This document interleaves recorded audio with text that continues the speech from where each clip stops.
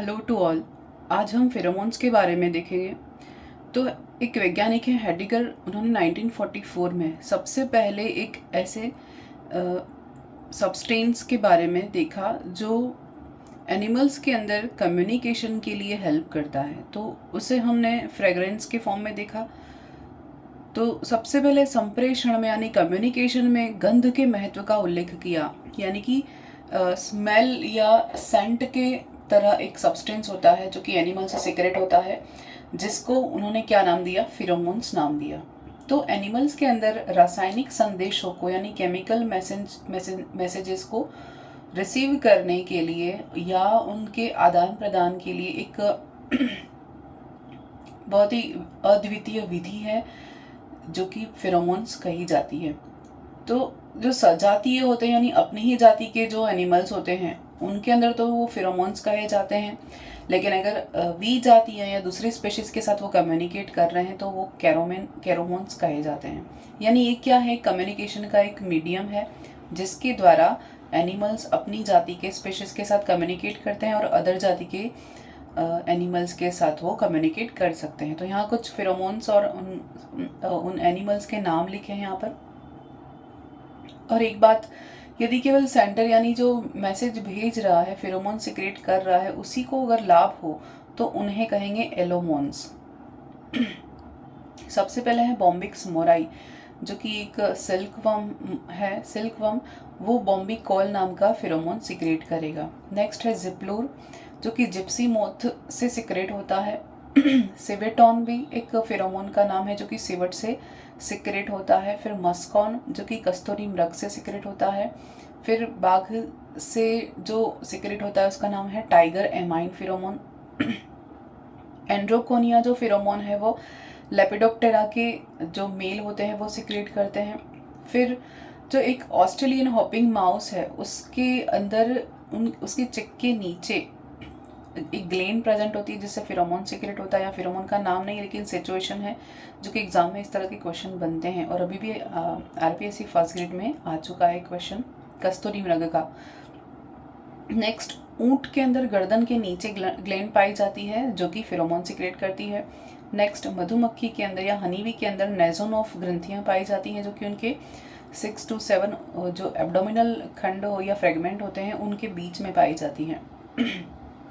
Next है female silk worm, मादा रेशम कीट के अंदर सक्यूलाई लेटरेलिस नाम का ग्लैंड पाई जाती है जो कि कहाँ होती है, उनके लास्ट एब्डोमिनल फ्रेगमेंट में होती है, सेगमेंट में होती है। नेक्स्ट, चींटियों के अंदर मैंडिबुलर, फिर पांस ग्लैंड और ड्यूफोर ग्लैंड्स पाई जाती हैं जो कि फेरोमोन्स का सिक्रेशन करती हैं। नेक्स्ट, रोडियर या कस्तूरी मृग, उन दोनों के अंदर आँख के नीचे फेशियल ग्लैंड प्रेजेंट होती है जहाँ पर एक ग्रंथि प्रेजेंट होती है जो कि फेरोमोन का सिक्रेशन करती है। यही क्वेश्चन अभी फर्स्ट ग्रेड एग्जाम में आ चुका है आरपीएससी के। फिर रेंडियर जो होते हैं उनके अंदर उनके पिछले खोरों के बीच में एक ग्रंथि पाई जाती है जो फेरोमोन का सिक्रेशन करती है। तो ये फेरोमोन्स के बारे में जो इम्पोर्टेंट चीज़ें थी वो मैंने पूरा यहाँ पे बता दिया। एक कंप्लीट चैप्टर हो गया अपना यहाँ। नेक्स्ट है बायोलॉजिकल क्लॉक्स या जैविक घड़ियाँ। तो बायोलॉजिकल क्लॉक्स क्या होता है, सारे एनिमल्स के अंदर क्या होता है, एक अंतर्जात जैविक घड़ी होती है, यानी कि इंटरनल बायोलॉजिकल क्लॉक होती है जो कि जीवों में एक इंटरनल तथा लगभग स्वचालित यानी कि ऑटोनोमस एक लय होने वाली जैविक घड़ी होती है जो हर 24 घंटों के अंतराल पर ये दोहराती है खुद को, और यह लय समय का मापन करने के काम आती है। यानी कि बायोलॉजिकल क्लॉक क्या है, सारे एनिमल्स के अंदर, हर एक ऑर्गेनिज्म के अंदर एक पर्टिकुलर टाइम के बाद वही सेम प्रक्रिया दोहराई जाती है। तो किसी के द्वारा फिक्स होती है, उनके अंदर एक इंटरनल क्लॉक होती है जिसको हम बायोलॉजिकल क्लॉक कहते हैं, जो एक रिदम के अकॉर्डिंग काम करती है। तो अलग अलग तरह से है, जैसे कि सर्के एन्युलर यानी कि वार्षिक घड़ी। तो वार्षिक घड़ी यानी जो माइग्रेटरी बर्ड होते हैं, ऐसे माइग्रेटरी बर्ड जो हर वर्ष लंबी दूरी का प्रवास करते हैं, माइग्रेशन करते हैं, जो हर साल करते हैं, तो उन्हें कैसे पता चलता है, उनके अंदर एक क्लॉक होती है जो कि सर्कियो एन्युलर या वार्षिक घड़ी कही जाती है। तो जैसे इंसेक्ट हैं, उन इंसेक्ट के लार्वा भी हर वर्ष एक्टिव होते हैं और इनएक्टिव होते हैं, यानी कि सक्रिय अवस्था में रहते हैं और अक्रिय अवस्था में, दोनों अवस्था में जाते हैं। तो वो भी इस घड़ी के द्वारा या बायोलॉजिकल क्लॉक के द्वारा निर्धारित होता है। वैसे हम कहते हैं कि इसको सर्केडियन से, मेन तो सर्केडियन ही होता है, इसमें आगे देखेंगे उसको। एक टर्म है यहाँ पर डॉर्मेंसी या सुषुप्तावस्था। तो डॉर्मेंसी क्या होती है? जिससे गर्म रुधिर वाले प्राणी, यानी कि जो वार्म ब्लडेड एनिमल्स हैं, वार्म ब्लडेड एनिमल्स यानी कौन हो गए? एक तो बर्ड्स होते हैं, दूसरे मेमल्स होते हैं। तो इन एनिमल्स के अंदर एक ऐसी फेज होती है जिसमें उनकी जो मेटाबॉलिक एक्टिविटी या मेटाबॉलिक जो गतिविधियां हैं, वो गतिविधियां प्रतिकूल परिस्थितियों में, यानी कि जब हार्श कंडीशन आ जाती है या अनफेवरेबल कंडीशन आती है, तो उस अनफेवरेबल कंडीशन में एक न्यूनतम स्तर तक वो घट जाती है, यानी कि उनकी मेटाबॉलिक जो एक्टिविटी है वो बहुत लो हो जाएंगी, कम हो जाएंगी, जिसके कारण वो जंतु एक डॉर्मेंट स्टेज में चला जाएगा या सुषुप्तावस्था में चला जाएगा, क्योंकि वो कोई मेटाबॉलिक एक्टिविटी नहीं कर रहा। तो वो जंतु क्या करेगा, जब वापस से फेवरेबल कंडीशन आ जाएंगी तब तक वो जीवित बचा रहता है, यानी कि अनफेवरेबल कंडीशन में खुद को बचाने के लिए वो क्या करेंगे, डॉर्मेंट स्टेज में चले जाएंगे। जैसे एग्जांपल है रफ्ड ग्राउस, एक पक्षी जो कि माइग्रेट नहीं करता है, लेकिन सर्दी के दिनों में खुद को बचाने के लिए बर्फ के अंदर अपने आप को दबा लेता है, ताकि जब वो वापस से उसकी फेवरेबल कंडीशन आए तो वापस से वो अपने आप को, तब तक अपने आप को सर्वाइव रख सके, जिंदा रख सके। इसको कहते हैं डॉर्मेंसी। तो यहाँ पर डिफरेंस समझना है कि डॉर्मेंसी तो वार्म ब्लडेड एनिमल्स के अंदर पाई जाती है, यानी गर्म रुधिर वाले प्राणी, जो कि सिर्फ पक्षी और मेमल्स हैं उनके अंदर होती है।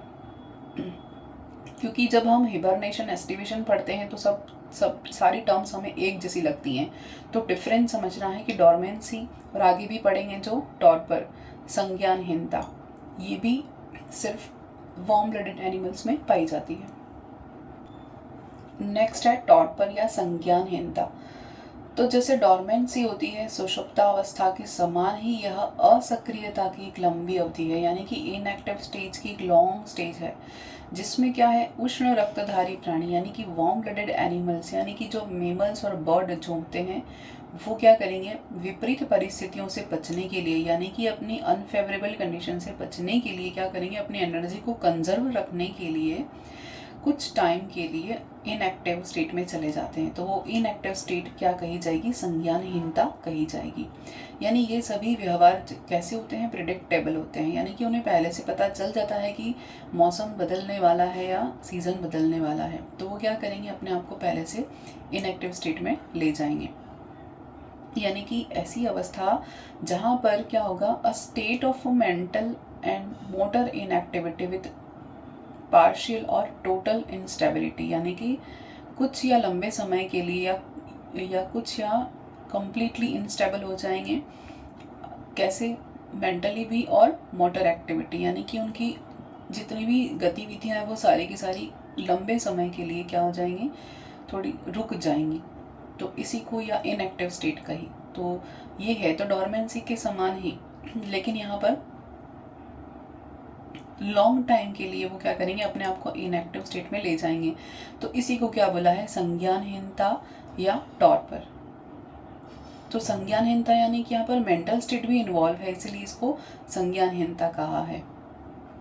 और डॉर्मेंसी में केवल फिजिकल एक्टिविटी लो हो जाती हैं। तो इन दोनों में ये डिफरेंस है, लेकिन सेम क्या है दोनों में, कि दोनों की दोनों वार्म ब्लडेड एनिमल्स के अंदर ये घटना पाई जाती है।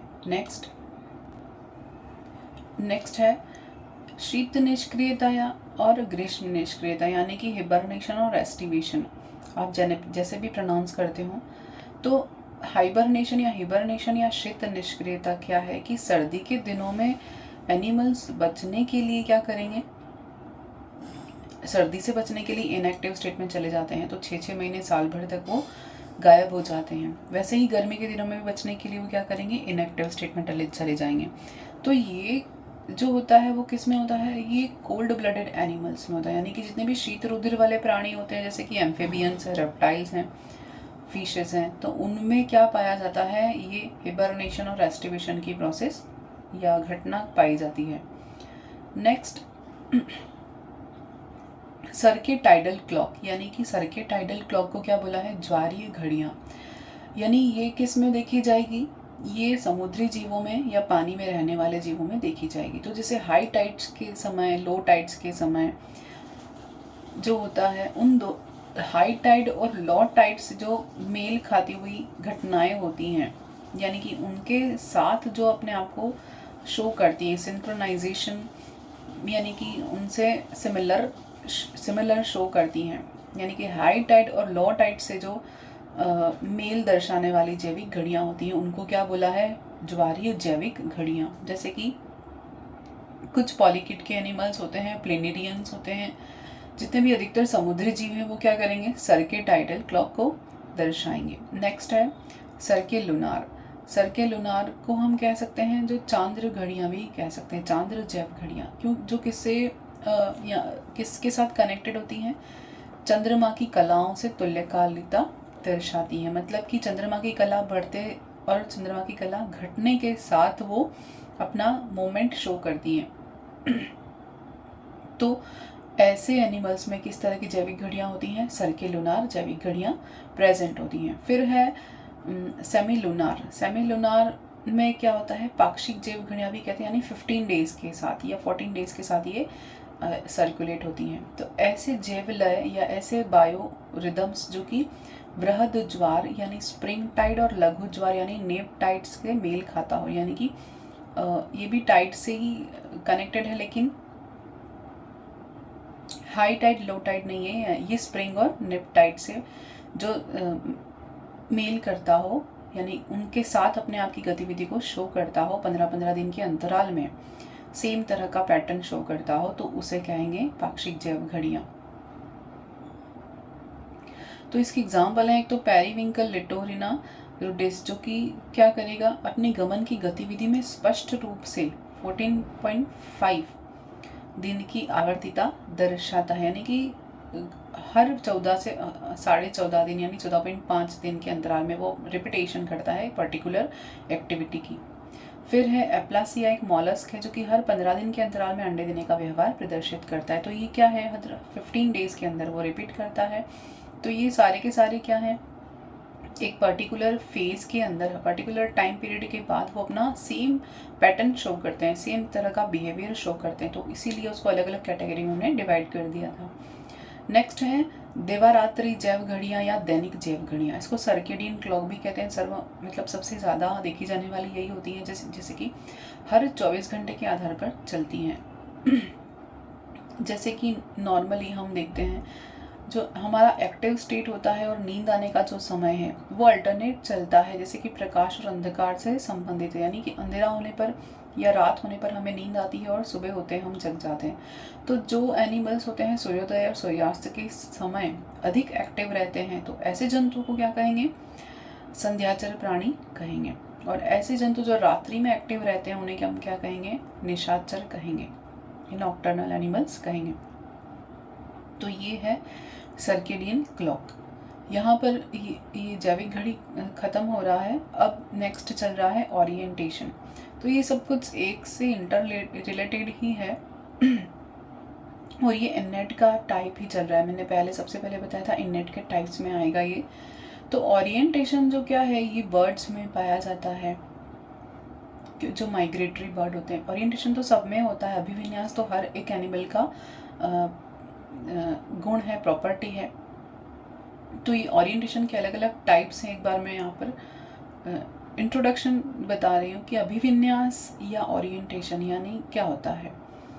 तो इसको हमने अलग अलग टाइप में बांटा हुआ है, पोजिशनल ओरिएंटेशन, फिर object orientation, strato orientation, zonal orientation और ट्रोपोग्राफिक ओरिएंटेशन, और एक जियोग्राफिकल ओरिएंटेशन भी होता है।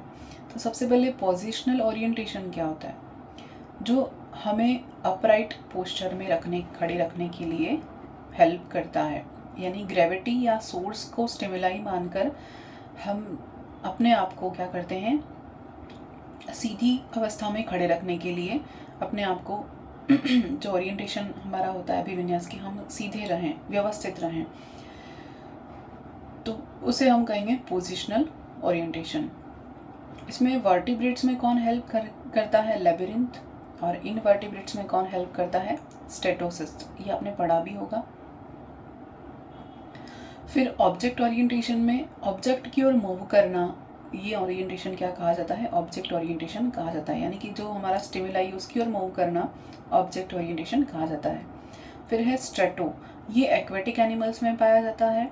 नेक्स्ट है जोनल ओरिएंटेशन, ये टेरेस्ट्रियल एनिमल्स में होता है। और नेक्स्ट है टोपोग्राफिकल, जो कि लॉन्ग डिस्टेंस माइग्रेशन में हेल्प करता है, वो कौन सा कहा जाएगा? Topographic orientation. नेक्स्ट, तो यहाँ पर ओरिएंटेशन एक बार फिर डिफाइन करेंगे हम। तो एक वैज्ञानिक हैं रुडोल्फ ज़ेंडर, उन्होंने क्या कहा कि एक्टिव मेंटेनेंस और change in position is orientation behaviour, यानी कि अपनी अवस्थिति को सक्रिय रूप से बनाए रखने के लिए जो घटनाक्रम होती है उसे हम क्या कहेंगे? ओरिएंटेशन या अभिविन्यास कहेंगे। यानी कि किसी भी ऑब्जेक्ट की जो स्थिति होती है और उसकी मोमेंट का आकाशीय अध्ययन करने के लिए क्या करते हैं हम? कुछ फिक्स एक्सिस होती हैं, कुछ प्रमुख अक्ष होते हैं, उन अक्षों को हमें जानना ज़रूरी होता है, जैसे कि लॉन्गिट्यूडिनल यानी अनुदैर्ध्य अक्ष, फिर ट्रांसवर्सल यानी कि अनुप्रस्थ अक्ष, और डोर्सोवेंट्रल यानी कि पृष्ठ अधरीय एक्सिस अक्ष। तो इन सभी के अकॉर्डिंग हम किसी भी ऑब्जेक्ट की मूवमेंट को स्टडी करते हैं कि वो ऑब्जेक्ट की पर्टिकुलर ऑर्गेनिज्म किस स्टिमुलाई की ओर गमन कर रहा है, वो किस तरह से गमन कर रहा है, कौन से एक्सिस से जा रहा है। तो इसमें किसी अक्ष पर देह का घूर्णन हो सकता है, यानी कि कोई भी एक्सिस पर वो क्या करेगा? अपने आप को रोटेट करेगा, तो वो रोटेशन कहा जाएगा। जैसे कि एग्जाम्पल, अगर कोई इंसेक्ट है तो वो सीधी रेखा में गमन करेगा तो उसे लॉन्गिट्यूडिनल एक्सिस के बेस पर देखेंगे। अगर वो अपने एक्सिस पर ही घूमे तो उसको रोलिंग कहा जाएगा, रोलिंग मोमेंट कहा जाएगा। अगर वो अपनी पोजीशन से दाएं बाएं घूमेंगे तो उन्हें पिचिंग या अनुप्रस्थ मोमेंट कहा जाएगा या ओरिएंटेशन कहा जाएगा। और अगर अपनी पोजीशन से ऊपर और नीचे की ओर गति करेंगे, यानी गुरुत्व के आसपास, अपोजिट और गुरुत्व की ओर, तो उन्हें हम याई या पार्श्ववर्तन ओरिएंटेशन कहेंगे। तो ये अलग अलग पैटर्न है ओरिएंटेशन को अध्ययन करने के। फिर इसके फैक्टर क्या हैं? एक तो है रिसोर्सेस, दूसरा है तनाव स्रोत। तो अभिविन्यास के फैक्टर, कारक, तो वे कारक जो जंतु को व्यवस्थित रखने के लिए आवश्यक होते हैं या उन्हें व्यवस्थित रखने के लिए हेल्प करें, तो वो क्या कहे जाएंगे? रिसोर्सेस कहे जाएंगे। दूसरे क्या है? वे फैक्टर जो जंतु को व्यवस्थित रखने में हानि पहुंचाते हैं, यानी कि उन्हें स्टेबल होने में हेल्प नहीं करते, तो वो क्या कहे जाएंगे? तनाव के स्रोत कहे जाएंगे। तो ये दो फैक्टर मेजर हैं ओरिएंटेशन के लिए, यानी पोजीशन बनाए रखने के लिए हेल्प करें तो वो रिसोर्सेस कहे जाएंगे, और पोजीशन बनाए रखने को अगर बिगाड़ें या उन्हें डिस्टर्ब करें तो वो तनाव स्रोत कहे जाएंगे। तो यहाँ पर सभी प्रकार के जितने भी अभिविन्यास हैं उनको हमने दो कैटेगरी में डिवाइड किया है। पहला तो है गतिक्रम या काइनेसिस, दूसरा है अनुचलन या टैक्सिस। तो काइनेसिस क्या होता है? काइनेसिस ये अभिविन्यास का सबसे सरल फॉर्म है, सबसे सिंपल फॉर्म है, जो कि दिया था फ्रैंकल और गुन ने 1940 में। तो एफएपी का एग्जाम वाले जैसे पहले बता दिया था कि इननेट वाला टाइप है, फिक्स्ड एक्शन पैटर्न का एग्जाम्पल हम कह सकते हैं कि इसको लर्न नहीं किया जा सकता, ये इंटरनल ड्राइव होता है, और जंतु की प्रतिक्रिया अनडायरेक्टेड होती है, यानी कि यह जब प्रतिक्रिया उद्दीपन की तीव्रता के अनुपात में होती है। कोई भी ऑर्गेनिज्म है तो उसका जो मूवमेंट है वो स्टिमुलाई की इंटेंसिटी के प्रोपोर्शनल होगा, यानी कि जिस प्रोपोर्शन में स्टिमुलाई की इंटेंसिटी है उसी प्रोपोर्शन में क्या होगा? उसका रेस्पॉन्स होगा। तो इसको भी हमने दो पार्ट में डिवाइड किया है। पहला तो है क्लिनोकाइनेसिस और दूसरा है ऑर्थोकाइनेसिस। क्लिनोकाइनेसिस यानी क्या होता है? क्लिनोकाइनेसिस यानी कि इसमें किसी भी एनिमल के जो मूवमेंट का पैटर्न है वो कैसा होगा? जब प्रकाश की तीव्रता बढ़ेगी, यानी कि जब लाइट इंटेंसिटी बढ़ेगी, तो इंटेंसिटी के फॉर्म में उसी प्रोपोर्शन में वो क्या करेगा? सेम डायरेक्शन में जाएगा। तो उसी अनुपात में दिशा में परिवर्तन की दर में वृद्धि हो जाएगी, यानी कि जहाँ जहाँ लाइट इंटेंसिटी बढ़ रही है उस जगह से वो क्या करेगा, मुड़ेगा, यानी मुड़ने की दर बताती है। क्लिनोकाइनेसिस में क्या है, वो मुड़ने की दर मेजर करते हैं, तो इसको क्या कहते हैं, काइनेसिस या क्लिनोकाइनेसिस। नेक्स्ट दूसरा है ऑर्थोकाइनेसिस। ऑर्थोकाइनेसिस में क्या है, इस प्रकार के अभिविन्यास में उद्दीपन की तीव्रता बदलने पर जंतु अपनी गति में परिवर्तन लाता है, यानी कि उसकी स्पीड बढ़ जाती है। स्पीड बढ़ जाएगी मतलब अगर किसी ऑब्जेक्ट पर किसी एनिमल के ऊपर किसी ऑब्जेक्ट से या स्टिमुलेशन से उसकी इंटेंसिटी बदलने की कोशिश करें, तो इंटेंसिटी बदल लेंगे तो उस अकॉर्डिंग क्या करेंगे, वो एनिमल या ऑर्गेनिज्म जो है उसकी गति तीव्रता में बढ़ जाएगी, मतलब कि उसकी गति बहुत ही ज़्यादा तेज़ हो जाएगी। तो ये क्या है, ऑर्थोकाइनेसिस कहा जाता है। नेक्स्ट क्या है, अनुचलन या टैक्सिस। अनुचलन या टैक्सिस में क्या होता है, इस प्रकार के ओरिएंटेशन जो होते हैं गति उद्दीपन की दिशा के सापेक्ष होती है, मतलब कि जो मूवमेंट है वो स्टिमुलाई की डायरेक्शन के सापेक्ष होगी, डायरेक्शन के अकॉर्डिंग होगी, यानी दिए जाने वाले उद्दीपन के अनुसार उनका क्या होगा, अनुचलन होगा, यानी कि स्टिमुलाई का टाइप क्या है उस अकॉर्डिंग उनका मूवमेंट होगा।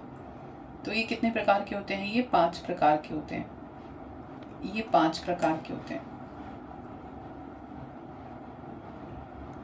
पहला तो है सम्मितानुचलन या ट्रोपोटैक्सिस, दूसरा है प्रति अनुचलन या टेलोटैक्सिस, थर्ड है अंशानुचलन या मिनोटैक्सिस, फोर्थ है प्रवणानुचलन या क्लिनोटैक्सिस, और फिफ्थ है नीमोटैक्सिस या स्मृति अनुचलन। तो इसको डिटेल में देखते हैं।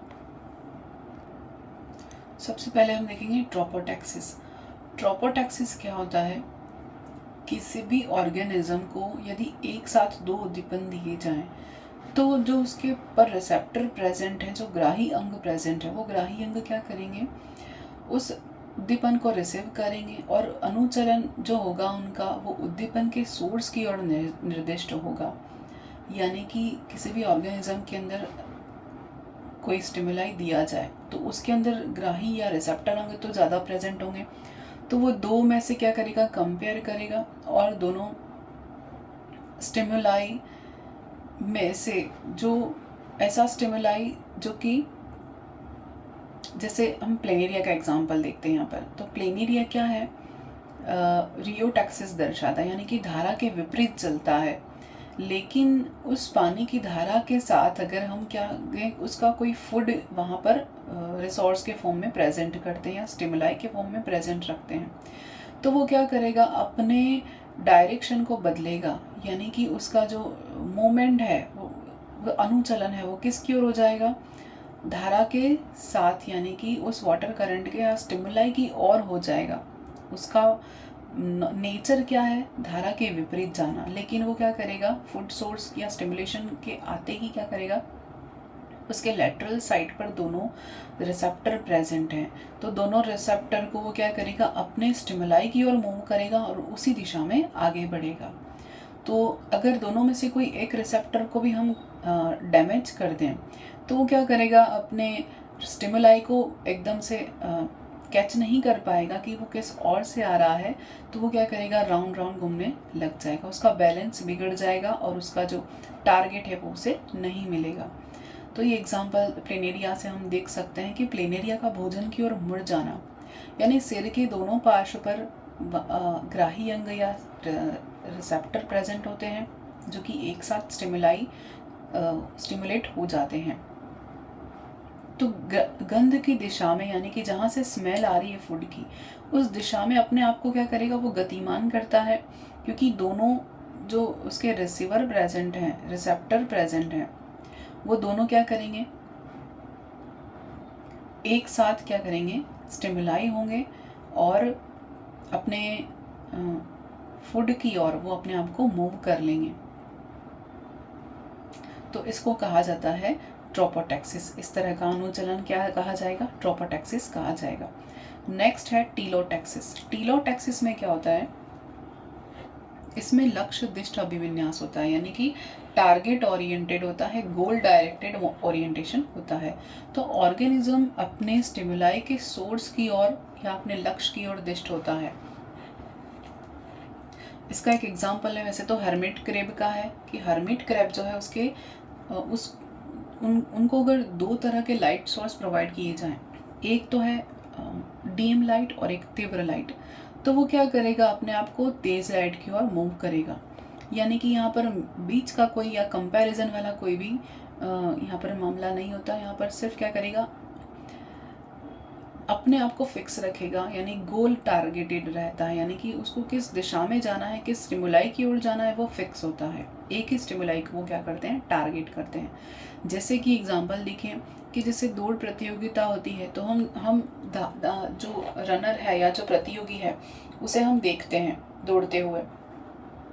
तो जब हम उसको देखेंगे तब क्या होगा, अब हम अपनी आंखें इस तरह से घुमाते हैं कि उसका जो इमेज है वो हमारे रेटिना पर बिल्कुल स्पष्ट रूप से आए, बिल्कुल स्पष्ट रूप से बने।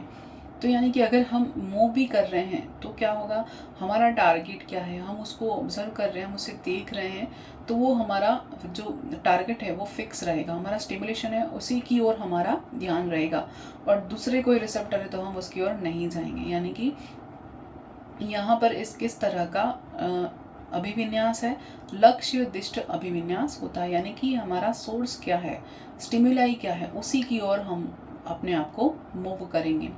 तो ये है टेलोटैक्सिस कहा जाता है। नेक्स्ट है मीनोटैक्सिस। मेनोटैक्सिस में क्या होता है, इस प्रकार के अभिविन्यास में जंतु आने वाले उद्दीपन से नियत कोण बनाते हुए एक नियत दिशा में गति करने में सहायक होता है। यानी मेनो का मीनिंग क्या है, आई रिमेन, यानी ग्रीक वर्ड है, उसका हिंदी में मतलब होता है मैं दृढ़ हूँ, यानी कि आई रिमेन यानी मैं दृढ़ हूँ। तो इसका मतलब कि कोई ऑर्गेनिज्म है, अगर वो अपनी डायरेक्शन को या अपने ओरिएंटेशन को सन के डायरेक्शन के साथ फिक्स रखता है, तो सन के डायरेक्शन के साथ फिक्स रखने पर अगर सन की दिशा बदल जाए या वो सेल्फ ऑब्जेक्ट या सेल्फ जो इंडिविजुअल है वो कुछ देर के लिए गायब हो जाए या उसे बंद कर दिया जाए या छिपा दिया जाए, तो वो क्या करेगा, जब उसे वापस रिलीज किया जाता है ऑब्जेक्ट को यानी या उस ऑर्गेनिज्म को, तो वो क्या करेगा, जिस डायरेक्शन में जिस सन की डायरेक्शन में पहले उसे छिपाया गया था उसी को दृढ़ मानते हुए वो अपना जो पहले वाला एंगल है वो फिक्स रखता है, क्योंकि उसे नहीं पता, तो वो सन की डायरेक्शन को पहले वाले के साथ एंगल के साथ फिक्स रखते हुए चल देता है, तो जिससे वो अपना रास्ता भटक जाता है। तो यहाँ एग्जाम्पल एक लेसियस नाइगर जो कि एक आंट है, एक चींटी के साथ एग्जाम्पल समझाते हैं। वो होमिंग के लिए सूर्य प्रकाश का उपयोग करती है, क्योंकि जो इंसेक्ट हैं वो क्या करते हैं, उनमें सेंसेशन नहीं होते, तो वो क्या करते हैं, सन के साथ एंगल बनाते हुए वो अपने घर जाने की दिशा का उपयोग करते हैं, तो सनलाइट का यूज़ करते हैं। तो जब कोई चींटी है वो घर लौटने की दिशा में अपने एक फिक्स कोण पर चलती है, सूर्य से एक फिक्स एंगल बनाते हुए अपने घर की ओर चलती है। यदि हमने क्या किया, उस चींटी को रास्ते में रोक कर उसे एक अंधेरे में बंद कर दिया जाए और कुछ टाइम के बाद उसे वापस छोड़ा जाए, तो तब तक तो सूर्य की दिशा बदल जाएगी, सनसेट हो जाएगा।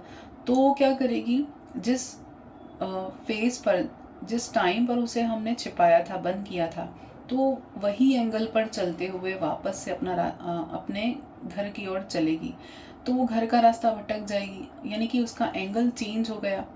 तो पहले सन की डायरेक्शन कुछ और थी, अभी सन की डायरेक्शन कुछ और है, तो वो अपना जो पहले वाला निर्धारित एंगल था उसी एंगल पर वो चलती है, जिस कारण से वो अपना रास्ता भटक जाती है। तो इसको इसलिए कहा है कि आई रिमेन या मेनोटैक्सिस, इसको ऐसे याद रख सकते हैं कि मैं दृढ़ हूँ, यानी कि मेरा जो एंगल फिक्स था मैं उसी पर चलूँगी, चाहे सन की डायरेक्शन हो बदल जाए या मैं कहीं रुक जाऊँ। तो ये क्या है, मेनोटैक्सिस अभिविन्यास कहा जाता है। नेक्स्ट है क्लिनोटैक्सिस,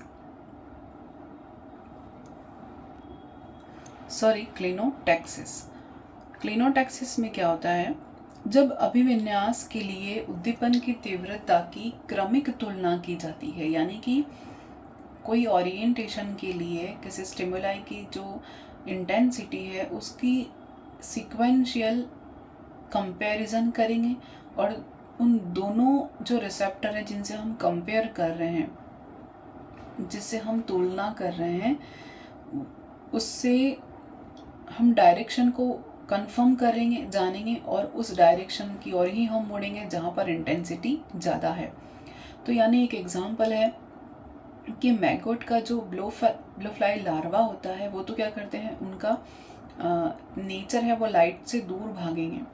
लेकिन जब हम प्रकाश की तीव्रता दोनों कंपैरिजन कर दोनों स्टिमुलाई को देंगे तो वो कंपेयर करेंगे कि किस और प्रकाश कम है, तो वो उस और वहाँ पर मुड़ जाएंगे। यानी कि कंपैरिजन करते हुए, तुलना करते हुए दोनों स्टिमुलाई का अपने दोनों ग्राही अंगों से कंपैरिजन करते हुए वो लो इंटेंसिटी की ओर मुड़ जाते हैं कि उन्हें कहाँ जाना है वो कंपेयर करके अपनी और अपनी डायरेक्शन की ओर मुड़ जाते हैं।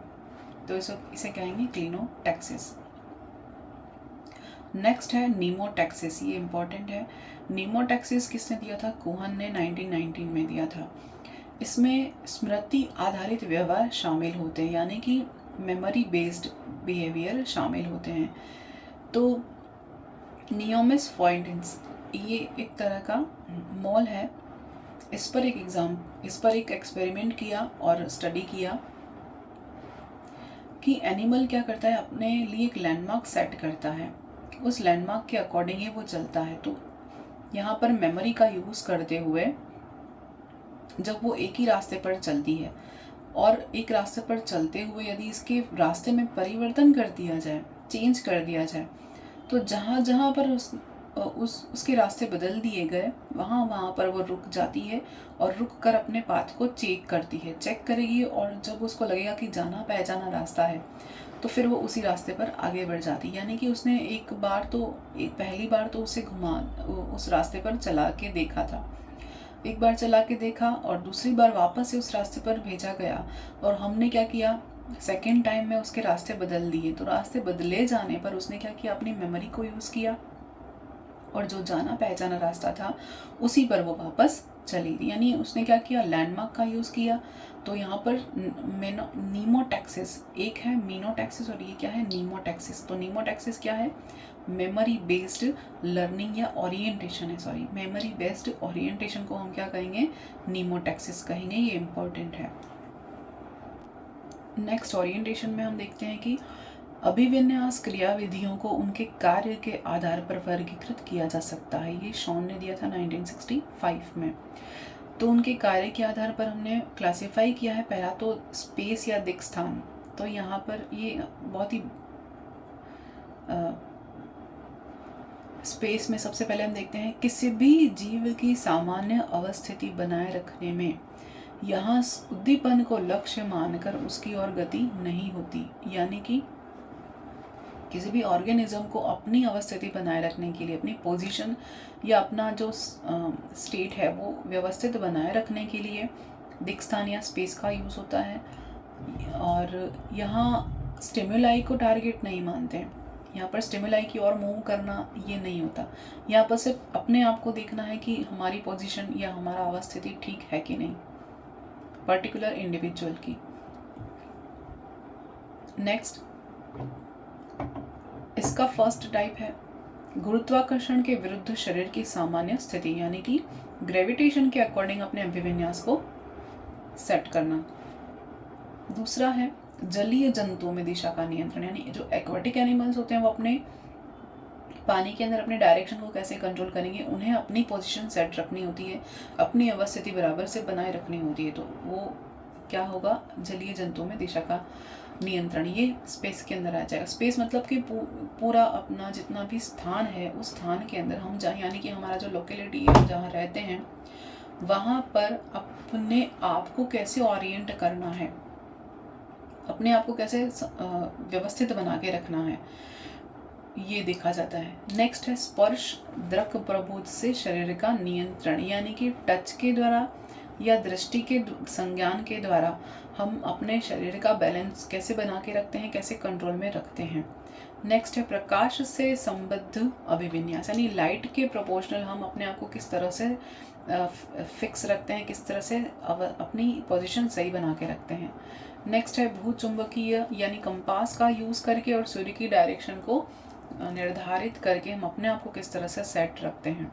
नेक्स्ट लैंडमार्क से, यानी कि अपने आसपास के जितने भी जो जाने पहचाने रास्ते होते हैं, लैंडमार्क्स हैं, उनसे हम अपने आप को किस तरह से व्यवस्थित रखते हैं। नेक्स्ट वैद्युत या चुंबकीय अभिविन्यास, फिर है जल वायु प्रवाह में अभिविन्यास। तो ये अलग अलग ऑर्गेनिज्म के हैं, हर तरह के ऑर्गेनिज्म के लिए अलग अलग तरह का ओरिएंटेशन होता है।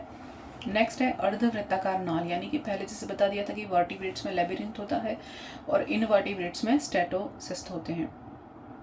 नेक्स्ट है लक्ष्य अभिविन्यास, यानी टारगेट, यहाँ जहाँ पर उद्दीपन क्या हो, लक्ष्य हो, यानी कि स्टिमुलाई के पास ही हमें जाना है। हमारा टारगेट क्या है, स्टिमुलाई, उद्दीपन, तो उसी को टारगेट मानकर, यानी स्टिमुलाई को ही टारगेट मानकर अपना ओरिएंटेशन फिक्स रखते हैं, उसको क्या कहेंगे, लक्ष्य अभिविन्यास कहेंगे। जैसे कि ऑप्टिकल टारगेट ओरिएंटेशन हो गया, यानी हमें शिकार को पकड़ना है, वो हमारा स्टिमुलाई, तो हमें उसी की ओर जाना है। इको लोकेशन, जैसे कि